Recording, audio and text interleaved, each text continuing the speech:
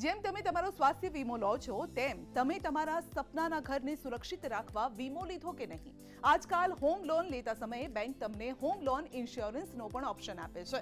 ત્યારે જાણીએ કે હોમ ઇન્સ્યોરન્સ અને હોમ લોન વીમો તમારા માટે કેવી રીતે ફાયદાકારક છે।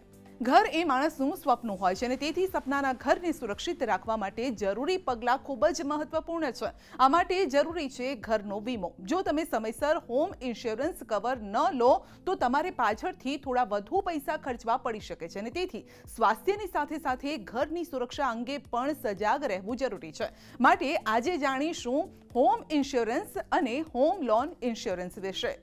હોમ લોન માટે હોમ ઇન્સ્યોરન્સ એ લાંબા ગાળાની પ્રોપર્ટી ઇન્સ્યોરન્સ પોલિસી છે।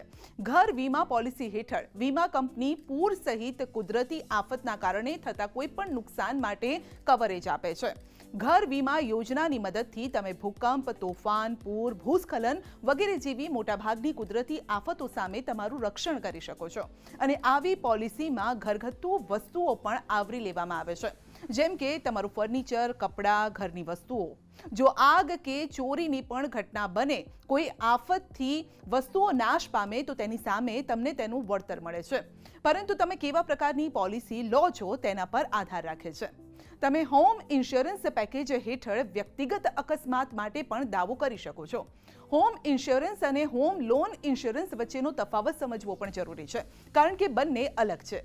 હોમ લોન વીમો એ તમારા દ્વારા લેવામાં આવેલી હોમ લોન માટે એક સુરક્ષા યોજના છે। જ્યારે તમે હોમ લોન લેવા જાઓ છો ત્યારે દરેક બેંક તમને હોમ લોન વીમો પણ આપે છે અને આને હળવાશથી ન લેવું જોઈએ। જો હોમ લોન લીધા પછી કોઈ પણ કારણસર લોન લેનારનું મૃત્યુ થાય છે તો તેની બાકીની રકમ હોમ લોન વીમા યોજના હેઠળ વળતર આપવામાં આવે છે।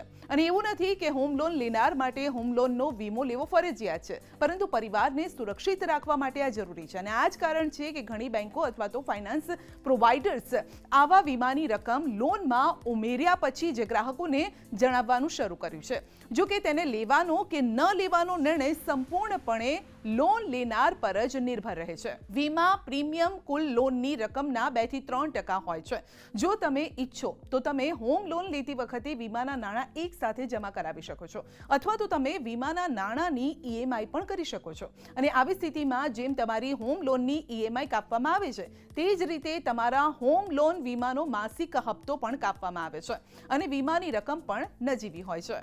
કહેવાય છે કે દુનિયાનો છેડો એટલે ઘર। વર્તમાન સમયમાં ઘર લેવા માટે હોમ લોન એ અતિ આવશ્યક પરિબળ સાબિત થયું છે।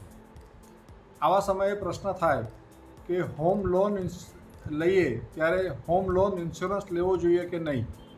તો મિત્રો, હોમ લોન લઈએ ત્યારે હોમ લોન ઇન્સ્યોરન્સ એટલો જ જરૂરી છે, કારણ કે વ્યક્તિના કુદરતી કે આકસ્મિક દુર્ઘટના પછી પરિવારના સભ્યોએ સામાજિક, માનસિક અને આર્થિક સંકળામણ હેરાનગતિમાંથી મુક્ત રહેવું હોય તો એ હોમ લોન ઇન્સ્યોરન્સ હોય તો અનુકૂળ રહે છે।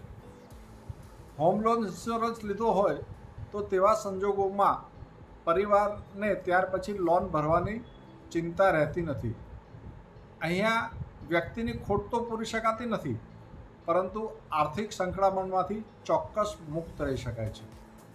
સાથે સાથે હોમ લોન ઇન્સ્યોરન્સ સિવાય પણ હોમ ઇન્સ્યોરન્સ હોય તો કુદરતી કે આકસ્મિક દુર્ઘટનાઓ બનતી હોય, જેમ કે ભૂકંપ, આગ લાગવી જેવી ઘટનાઓ બનતી હોય તો તેવા સંજોગોમાં ઘરની અંદર રહેલ ફર્નિચર, એપ્લાયન્સીસ એનો લાભ હોમ ઇન્સ્યોરન્સ દ્વારા મળી શકતો હોય છે।